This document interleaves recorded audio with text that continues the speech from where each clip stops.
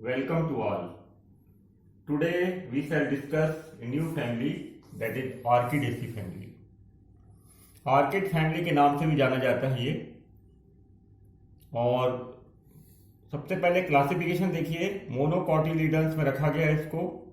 Series माइक्रोस्पर्मी और family का नाम है ऑर्किडेसी। और एडवांस क्लासिफिकेशन के हिसाब से देखेंगे तो हायर क्लासिफिकेशन में इसको एस्पेरेगेस ऑर्डर में रखा गया है। This is Asparagales order, but Bentham के अनुसार हमने यहां पर क्लासिफाई किया है। तो सबसे पहले बता दें हम आपको कि ऑर्किड फैमिली लार्जेस्ट फैमिली है पूरे मोनोकॉट्स में। It is largest family. और यदि पूरे टैक्सोनॉमी में देखें अपन तो हायर प्लांट्स में, तो सेकंड रैंक है फ्लोरिंग प्लांट में। इसके पहले मैंने पहले भी बताया था एस्ट्रेसी फैमिली, जिसको कंपोजिटी के नाम से जाना जाता था, वो एडवांस फैमिली मानी गई थी। और उसके अंदर आने वाले जितने भी प्लांट्स थे उनकी संख्या देखी जाए तो इससे भी ज्यादा थी। मतलब वो सबसे ज्यादा लार्जेस्ट फैमिली पूरे डाइकाट और मोनोकाट को मिला के एस्ट्रेसी फैमिली है। लेकिन ये मोनोकाट्स में, और मान के चलिए सेकंड रैंक है इन फ्लावरिंग प्लांट में, लार्जेस्ट फैमिली। डाइवर्सिटी इतनी ज्यादा है इसमें कि आप जब पढ़ेंगे जानेंगे तो आप अचंभे में पड़ जाएंगे। डाइवर्सिटी इन हैबिटेट में भी है। एपीफाइट्स भी मिलेंगे इसके पौधे, मोस्टली एपीफाइट्स हैं ऑर्किड्स के नाम से। टेरेस्ट्रियल भी हैं। नेचर में देखेंगे सेप्रोफिटिक कुछ पाए जाएंगे। वैसे तो एपीफिटिक है, मतलब they are photosynthetically, but some of them saprophytes, जैसे नियोसिया जिसको बर्ड नेस्ट के नाम से जाना जाता है। कुछ एक पैरासाइट भी हैं। और डाइवर्सिटी इन हैबिट में भी मैंने बताया, हर्ब्स तो हैं, पेरेनियल हर्ब्स हैं ये, but they are climber also and succulent also. Distribution के मान से देखेंगे तो मोस्ट ऑफ द प्लांट जो है ऑर्किड के, वैसे तो वर्ल्ड वाइड हो चुके हैं अब, क्योंकि कल्टीवेटेड किए जाते हैं बहुत ब्यूटीफुल फ्लावर के कारण। और ये ट्रॉपिकल रीजन में जहां वार्म रहता है, थोड़ा गर्मी रहती है, वहां पर ये नेचुरल रूप से बहुत संख्या में पाए जाते हैं। तो ऑर्किडेसी फैमिली की सबसे बड़ी विशेषता है कि विश्व में जितने भी फ्लावर्स हैं उनमें सबसे ज्यादा ब्यूटी किसी फ्लावर में है और वैरायटी किसी फ्लावर में फैमिली में है तो ऑर्किड फैमिली में है। ब्यूटीफुल फ्लावर्स हैं और उनके अंदर वैरायटी बहुत ज्यादा है। देन इसीलिए इनको perfect as a flower gift कहा जाता है। गिफ्ट के रूप में यदि देना चाहे फ्लावर तो इसको परफेक्ट माना गया। सिंबल ऑफ लग्जरी है। इनकी संख्या करीब करीब, गेंदा की संख्या 800 है और 25,000 से ज्यादा स्पेसीज अभी तक खोजी जा चुकी है। रूट्स के हिसाब से आइए तो यहाँ चूंकि एपीफाइट है, एपीफाइट का मतलब आपको मालूम होगा कि ये दूसरे प्लांट्स में रहेंगे, सपोर्ट उनके ऊपर रहेगा। खासकर आम वाम के पौधे में आपको देखने को मिल जाएंगे, तो उनकी ब्रांच ये लटके दिखाई देंगे। मीन्स ये पैरासाइट नहीं है, बट ये टेरेस्ट्रियल भी नहीं है। कुछ टेरेस्ट्रियल हैं उदाहरण के लिए, लेकिन मोस्ट ऑफ द ऑर्किड जो है एपीफाइट्स हैं। तो इनमें एडवेंटिशियस रूट्स जो होती हैं वो मॉडिफाइड हो जाती है into various form due to their diversity in habitat. अब जो टेरेस्ट्रियल है उनमें तो कोई उतना एडवांटेजियस रूट मॉडिफाइड ज्यादा नहीं होगी, बट ट्यूबरस टाइप की हो जाती है और फ्लैसी हो जाती है, मतलब कंदी और मांसल। और आर्किस नाम का एक प्लांट है जिसमें एडिबल रूट्स होती हैं, खाई जाती हैं। Most of the roots climbing भी होंगी और एरियल भी होंगी। रूट्स आर माइकोराइजल, मतलब रूट्स के अंदर माइकोराइजा फंगस वगैरह पाया जाएगा। मोस्टली एपिफिटिक ऑर्किड्स में देखें, वेंडा की बात करें, डेंड्रोबियम की बात करें, इनमें 3 प्रकार की रूट्स पाई जाती हैं, क्योंकि ये हवा में लटके रहते हैं। तो इसमें पहली जो रूट रहेगी क्लिंगिंग रूट रहेगी। क्लिंगिंग रूट का मतलब सपोर्टिंग रूट। इससे ये होस्ट को, या होस्ट कहता हूं मैं, जिस प्लांट में ये रहेगी उसको ये पकड़ती है। देन इनके अंदर से कुछ एब्जॉर्बिंग रूट्स निकलती हैं जो कि नरिशमेंट, जमीन में तो पहुंच नहीं सकती रूट्स, तो ये जो बार्क रहता है ट्री का उससे नरिशमेंट प्राप्त करती हैं। एंड दे आर कॉल्ड, जैसे उदाहरण के लिए हमने मैंगो बताया, ठीक है। तो ये नरिशमेंट कहां से मिलेगा इनको? जो बार्क रहेगी, छाल रहेगी, उससे ये नरिशमेंट प्राप्त करेंगी। और फोटोसिंथेसिस तो करेंगी, बट मिनरल्स वगैरह जो भी हैं वो पदार्थ यहाँ से बार्क से मिल जाएंगे। एरियल रूट्स, अब पानी की प्रॉब्लम रहेगी तो पानी ये नमी के रूप में जो मॉइस्चर रहती है हवा में फ्रॉम एरियल रूट्स के द्वारा एब्जॉर्ब करती हैं, absorb water from air with the help of velamen tissue. इनके रूट्स में एरियल जो रूट्स निकलती हैं हवा में लटकती हुई, उनमें वेलामेंट टिश्यू पाए जाते हैं और ये वेलामेंट टिश्यू स्पॉन्जी टाइप के होंगे, मल्टीसीरिएट एपिडर्मिस के बने होंगे और ये स्पॉन्जी जो सेल्स रहेंगी वो वेलामेंट टिश्यू कहलाएंगी, जिसके द्वारा ये बहुत बड़ी इंपॉर्टेंट कैरेक्टर है एरियल रूट्स में। अदर्स प्लांट की बात कर लें, वेनिला बहुत ही फेमस प्लांट है और इसके क्लाइंबिंग रूट्स होंगे इनमें, क्योंकि वेनिला का जो प्लांट है स्टेम में वीक होता है, इसलिए क्लाइंबिंग रूट्स होती हैं। नियोसिया मैंने पहले बताया, बर्ड नेस्ट कहलाता है ये, इसमें भी एब्जॉर्बिंग रूट्स होती हैं और ये सेप्रोफाइट्स है, इसलिए यदि जो रूट्स होंगी वो एग्रीगेटेड हो जाती हैं और ऐसा लगता है नेस्ट बन गया, नेस्ट माने घोंसला। और कुछ ऐसे भी प्लांट्स हैं जैसे टीनियोफाइलम जिसमें फोटोसिंथेटिक रूट्स होती हैं। सोचिए रूट्स यहाँ पर फोटोसिंथेसिस का काम करेंगी, because there is no stem no leaf, यहाँ पर किसी प्रकार का स्टेम और लीफ नहीं होता। फिर देखिए स्टेम में आइए, स्टेम इरेक्ट होगा, एरियल होगा, एनुअल इन टेरेस्ट्रियल, टेरेस्ट्रियल में एनुअल होगा और एपिफेटिक फॉर्म में ये पेरेनियल होता है। वीक इन वेनिला मैंने पहले बताया अभी। ग्रोथ यहाँ पर दो प्रकार की होगी, मोनोपोडियल मतलब एक ही फुट होगा, अपराइट स्टेम सीधा बढ़ेगा और विथ लीव्स होगा। The stem growth from single bud और leaves are added from apex. Sympodial का मतलब ये है कि वहां पर स्यूडो बल्ब्स वगैरह पाए जाएंगे जो वाटर को स्टोर करेंगे। सिम्पोडियल में साइड से भी सूट्स निकलेंगी, एडजेसेंट सूट्स रहेंगे वहां पर और इस प्रकार से बल्बोफाइलम में आपको स्टेम थिकेंड दिखाई देगा, मतलब मोटा हो जाएगा इनटू राइजोम में, या स्यूडो बल्ब्स भी दिखाई देंगे और ये कहने का मतलब राइजोम, राइजोमेटेसियस या कॉर्न जैसा भी हो सकता है। तो कुल मिला के स्टेम इस प्रकार का है। लीव्स की बात करें हम, simple, alternate, exstipulate, parallel variation होगा because of the monocots, fleshy होंगी लीव्स या कभी कभी रिड्यूस्ड हो जाती हैं स्केल में। शेप इनका लीनियर टू ओवेट होता है और ध्यान रहे कि जो लीव्स हैं वो सीथिंग लीफ बेस्ट उसमें पाया जाता है, मतलब स्टेम को इन सर्किल कर लेती है। इसके बाद आर्किड के बारे में एक मिथ है, यदि इसके ट्यूबर या फ्लावर का खाना खाया जाए तो जो शादीशुदा है वो यदि लड़का है तो वो फादर बनेगा, तो यदि वो खा लिया लड़का जो फादर बनने वाला है तो उसके घर जो जन्म लेने वाला बच्चा है वो बॉय होगा। और यदि महिला ने खा लिया ट्यूबर या फ्लावर को बिफोर मतलब कंसीव करने के पहले, तो उसके पास जो लड़की पैदा होगी वो गर्ल्स पैदा होगी। ऐसी मिथ है। अब ये कहाँ तक सच है ये हम नहीं कह सकते क्योंकि लोगों ने ऐसा बताया है। इसके बाद अब आइए सबसे इंपॉर्टेंट पार्ट पे जो आर्किड की ब्यूटी है कहा जाए। इनफ्लोरेसेंस रेसिमोस टाइप का होगा, रेसिम, पेनिकल या स्पाइक टाइप का होगा। जो फ्लावर्स रहेंगे दे विल बी टर्मिनल और एक्सिलरी। अब सबसे इंपॉर्टेंट पार्ट अपन देख रहे हैं फ्लावर। फ्लावर को देखिए, दिस इज ए फ्लावर, आर्किस का है ये भी आर्किस के दिखाई दे रहा है ये। देन पार्ट है फ्लावर का फ्लोरल डायग्राम। वैसे ही देखने से इतना सुंदर लग रहा है, हालांकि हम लोग की पेंटिंग उतनी अच्छी नहीं है पर दिख रहा है ये इस प्रकार से, लेकिन जब नेचुरल फ्लावर देखोगे तो आपको अच्छा वंडरफुल हो जाएगा कि वाह इतनी बड़ी बात है। तो इसकी वैरायटी बहुत ज्यादा है और तरह तरह के आपको ऑर्किड के फ्लावर मिलेंगे। तो सबसे पहली बात, फ्लावर जो रहेगा ट्राइमेरस रहेगा। ट्राइमेरस का मतलब यहाँ पर जो फ्लोरल पार्ट्स रहेंगे आपके पेरियंस 3+3 रहेंगे, 3 की संख्या में रहेंगे। गाइनोसियम 3 रहेगी, स्टेमन भी 3+3 रहेंगे। इस प्रकार से ट्राइमेरस रहेगा फ्लावर, जो भी पार्ट रहेंगे 3 के मल्टीप्लाई करके रहेंगे।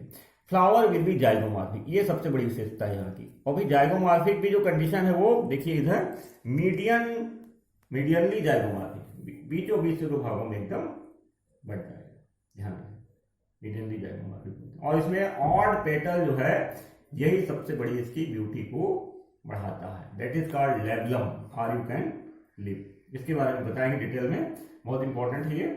इसके बाद फ्लावर इज जाइगोमॉर्फिक तो हो गया, बाइसेक्सुअल, एपिगाइनस है, एडवांस फीचर है ये, ब्रैक्टिएट, कलरफुल, सोई, इरेगुलर, पेडिसिलेट एंड कंप्लीट, मतलब पूर्ण है, वृंत है इसमें, अनियमित है, ब्रैक्टिएट है, कलरफुल है और सोई बहुत सुंदर है। देन पेरियंट में आइए।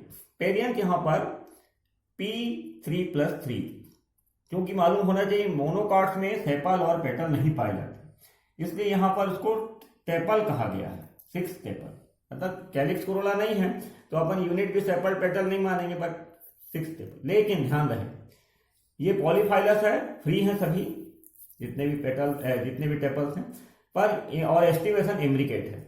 आउटर वर्ल्ड के जो सेपल हैं, अब यहां सेपल कहा गया, देखिए ये खासियत है इसकी, मोनोकाट होते हुए भी कैलिक्स लाइक दिखाई देगा, ग्रीन कलर का रहेगा।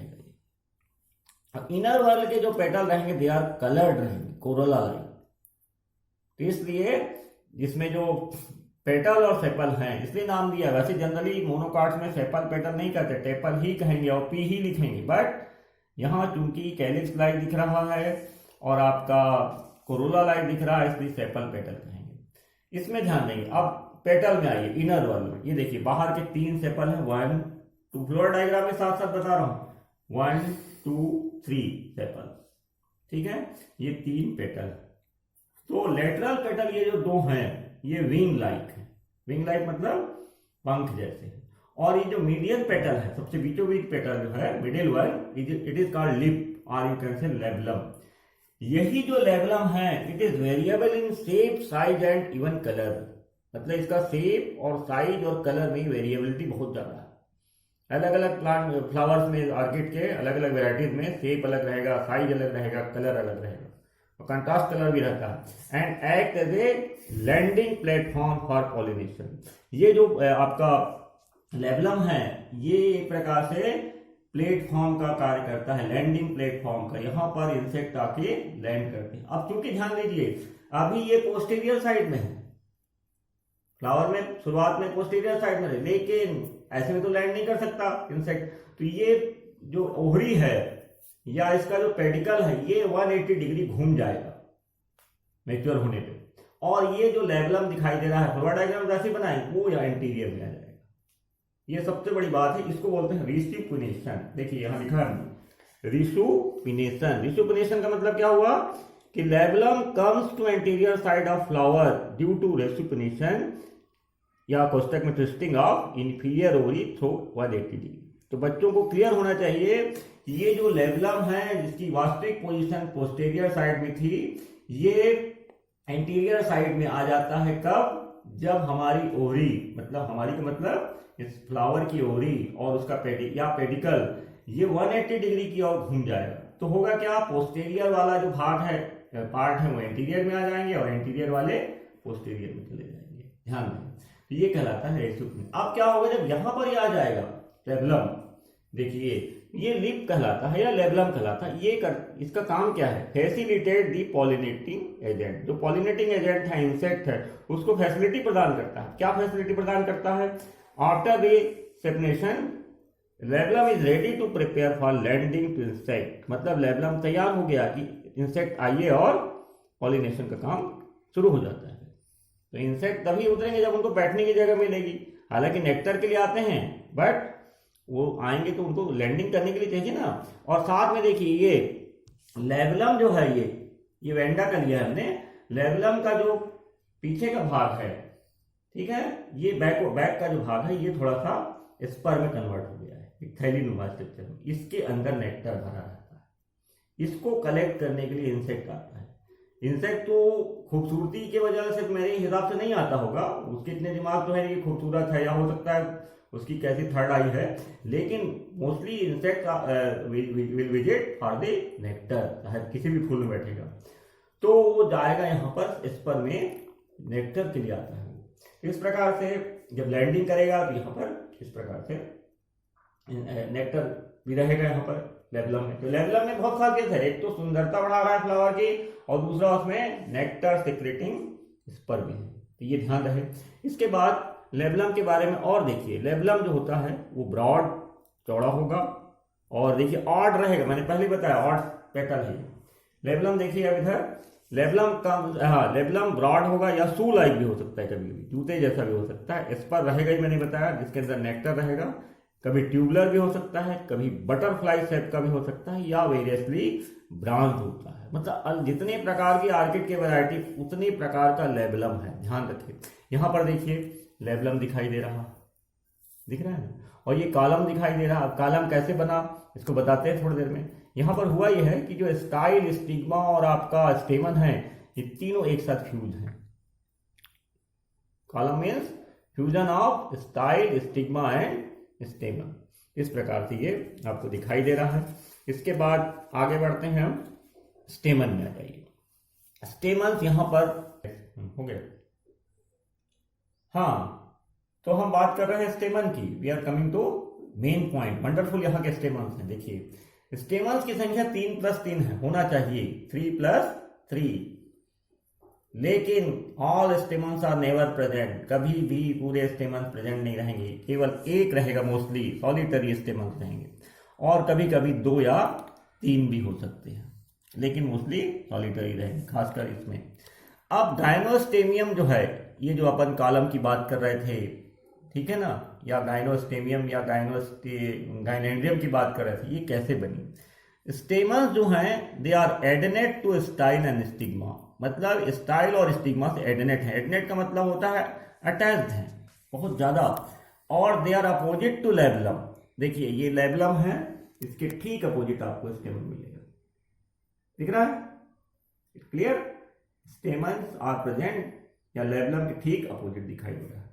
तो स्टेमन्स जो है, ये बहुत इंपॉर्टेंट वीडियो समझ लीजिए। Stamens are adnate to style and stigma. या इसी को हमने कहा था fusion of style and stigma and stamen, जिससे कॉलम बना था। It is called gynandrium also, है ना। गाइनेंड्रियम का मतलब है गाइनोसियम और एंडोसियम दोनों का जो मिलन है, एडोनेशन है, दैट इज कॉल्ड गाइनेंड्रियम। अब देखिए, on the basis of number of stamens it is divided into 2 सब फैमिली, मोनोएंड्री एंड डायएंड्री। मोनो माने एक और एंड्री माने होता है स्टेमन। तो स्टेमन्स में 1 होगा मोनोएंड्री, 2 होगा संख्या में तो डायएंड्री, या 3 भी हो सकता है कभी। ऑर्किस और वेंडा में स्टेमन्स की संख्या 1 रहेगी, जबकि सिप्रीपेडियम में 2 रहेगी।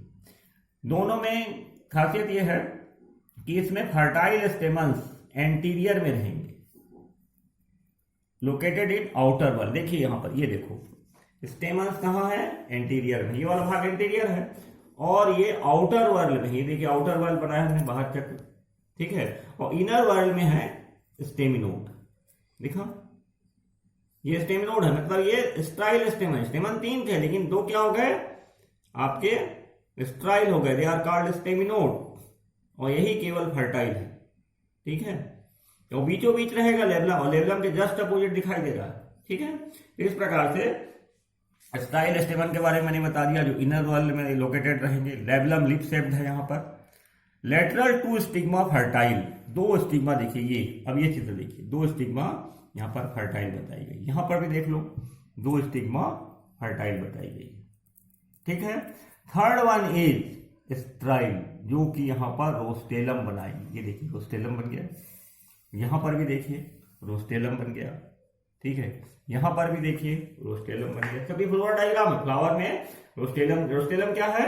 जो थर्ड वन स्टिग्मा है, it is sterile forming beak like outgrowth, that is called rostellum. Lying in the centre of column, column के बीचों बीच है, between anther and fertile stigma, ठीक है।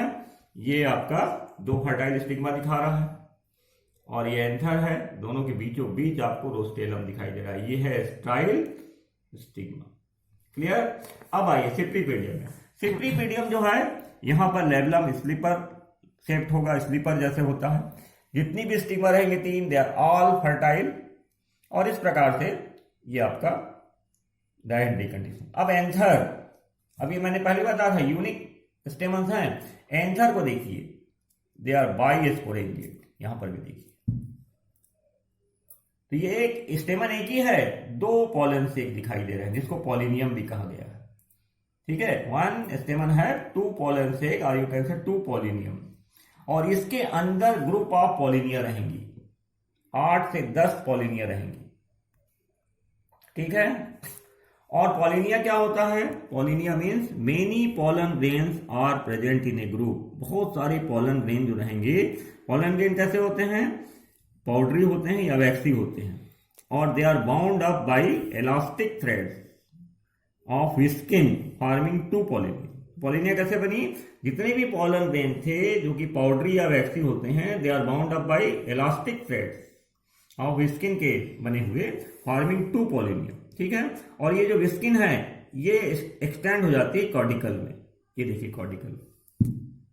ठीक है, इस प्रकार से देखेंगे आप कि पूरा का पूरा जो स्ट्रक्चर है पॉलिनेरियम बन जाता है। पॉलिनेरियम क्या हुआ? Unit of transfer during pollination. Pollination के दौरान ये पूरा का पूरा यूनिट इंसेक्ट के साथ जाता है दूसरे फ्लावर में, वहां स्टिग्मा में जाके छोड़ता है। तो पॉलिनिया प्लस कॉर्डिकल इज इक्वल टू पॉलिनेरियम। ठीक है, और ध्यान देंगे एक वेनिला फ्लावर है जिसके बारे में बताऊंगा मैं। स्टेमन जो है it is covered with anther cap. जो स्टेमन रहेगा वो एंथर कैप के द्वारा कवर्ड रहेगा इन केस ऑफ वेनिला। और भी कई जगह एंथर पाया जाता है। और ये देखिए इस प्रकार से एक विस्कीडियम भी पाया जाता है। विस्कीडियम क्या होता है? ये देखिए आपका पॉलिनियम है, कॉर्डिकल है, और कॉर्डिकल के नीचे एक पैड होगा, स्टिकी पैड जिसको बोलते हैं, एक स्टिकी पैड ऑन द कॉर्डिकल और स्टाइप ऑफ ए पॉलिनियम। कभी कभी क्या होता है कॉर्डिकल के साथ स्टाइप भी होता है, तो उसमें ये स्टिकी पैड लगा रहेगा। स्टिकी पैड का काम क्या है? For attachment pollinating agent. जो इंसेक्ट आएंगे उस स्टिकी पैड से चिपक जाएंगे, जिसके जरिए वो पूरे पॉलिनेरियम को लेके वो उड़ता चले जाएगा, दूसरे स्टिग्मा में जाएगा। इसका जो पॉलिनेशन है इंसेक्ट का बहुत ही वंडरफुल है, जिसके बारे में एक अलग से पीरियड लेना पड़ सकता है, वो होगा आपके टीचर्स क्लास में बताएंगे। अब आइए इसके कार्पल के बारे में। कार्पल्स में इसमें कार्पल की संख्या 3 है। देखिए 1 2 3 ट्राई कार्पलरी है। सीन कार्पस है, यूनिलाकुलर है, देखिए एक ही लाक्यूल है, और प्लेसेंटेशन पेराइटल है। क्लियर?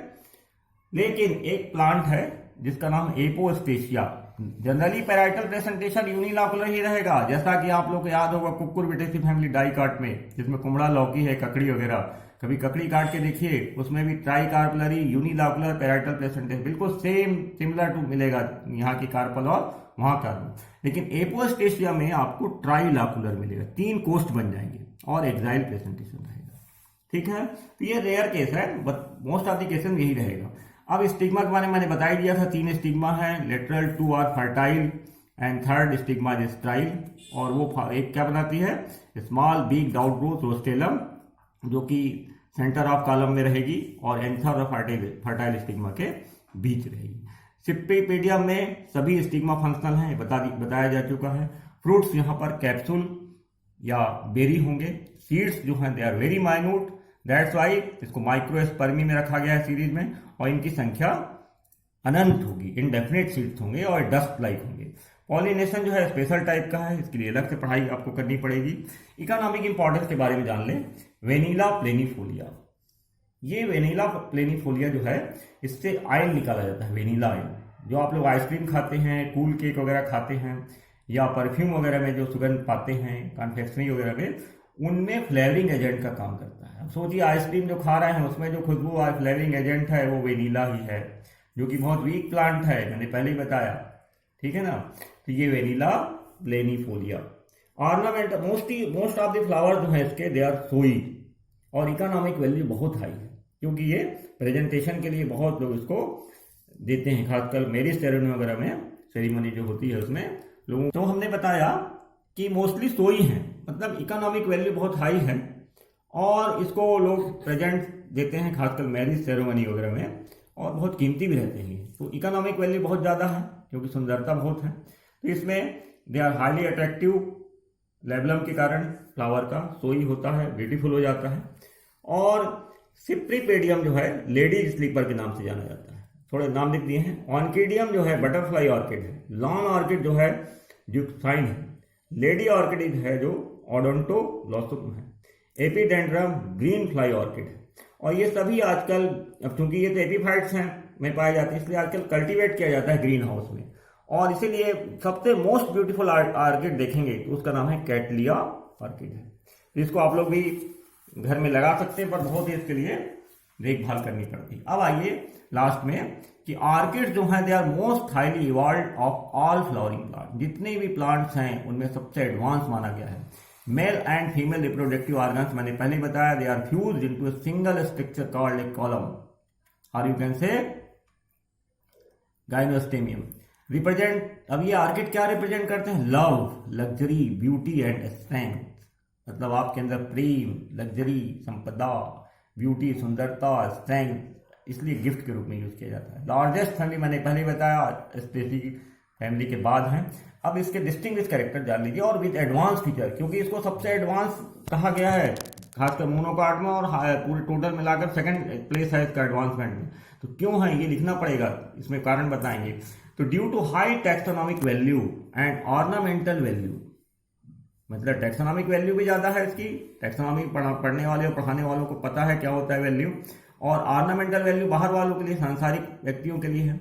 तो Orchidaceae suppose to be most advance family, क्यों? इसके most of the plants are herbs, world wide है डिस्ट्रीब्यूशन, साकी हैं और वर्ल्ड वाइड है। स्पेसीज रिचनेस की बात कर ले तो बहुत ज्यादा है, more than 25,000 species with great diversity. Diversity बहुत है, केवल स्पेसीज के साथ कहने के नंबर से नहीं होता। Due to various habitat, flower shape and roots and other thing. Flowers are zygomorphism, जाइगोमॉर्फिकन से जाइगोमॉर्फिज्म शो करते हैं, और खासकर मीडियनली बाइलेटरल सिमेट्रिकल है, ये बहुत बड़ी बात है। और इंसेपनेशन मैंने पहले ही बताया, ट्विस्टिंग ऑफ ओवरी 180 डिग्री, जिसके चलते पोस्टेरियर जो लेबलम था वो इंटीरियर में आ जाएगा और लैंडिंग प्लेटफॉर्म का काम करेगा।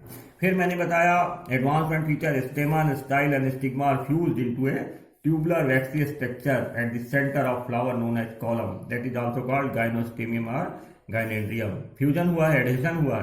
कार्पल यहाँ पर 3 हैं, tricarpellary, syncarpous, inferior ovary को मोस्ट एडवांस कैरेक्टर माना गया, एपिगाइनस फ्लावर है। Number of stamens are reduce, number जो है स्टेमन की रिड्यूस होते जा रहे हैं। पॉलन ग्रेन यहाँ पर स्पेशल स्ट्रक्चर पॉलिनिया में है। At the top of column waxy mass of pollinia present, जो कॉलम आप देख रहे हैं इसके ऊपर ही पॉलिनिया रहता है। और flower of variable and peculiar shape, size, colour of सोई, अलग अलग कलर, शेप, साइज, कलर सब अलग अलग है, बहुत वेराइटी ज्यादा है और बहुत सुंदर रहेंगे। स्टिग्मा 3 रहते हैं, जिसमें 2 फर्टाइल रहेंगे, 1 स्टाइल रहेगा। Modified into rostellum, beak like structure. Seeds are extremely minute without endosperm. अब ध्यान देंगे कि यहाँ पर ऑर्किडेसी जैसी फैमिली जिसमें एंडोस्पर्म का फॉर्मेशन ही नहीं होता, इट इज सप्रेस्ड, बनता ही नहीं एंडोस्पर्म, और seeds are without endosperm, extremely minute. तो ये हालांकि प्रिमिटिव कैरेक्टर है, बट माइन्यूट होने से हल्के हो जाते हैं, हल्के होने से इनका डिस्पर्सल जो है ये बहुत दूर दूर तक चला जाता है।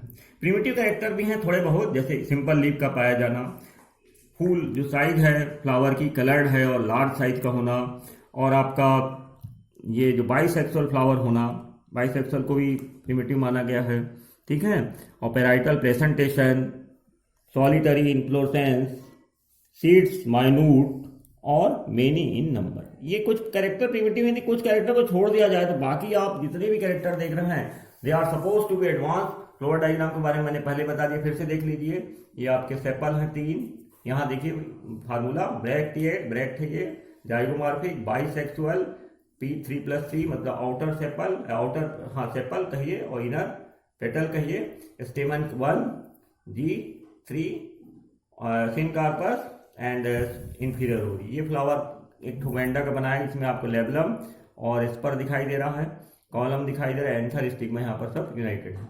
इस प्रकार से चित्र बना दिया गया। एक चित्र ये देख लीजिए, कनेक्टिव है ये, पॉलिनियम दोनों पॉलन से एक ही स्टेमन के 2 भाग हैं। ये बाइस्पोरेंजिएट है, इंपॉर्टेंट कैरेक्टर। ये बीक दिख रहा है आपको, 2 स्टिग्मा दिख रहे हैं, एक स्टिग्मा यहाँ पर रोस्टेलम में कन्वर्ट हो गई है।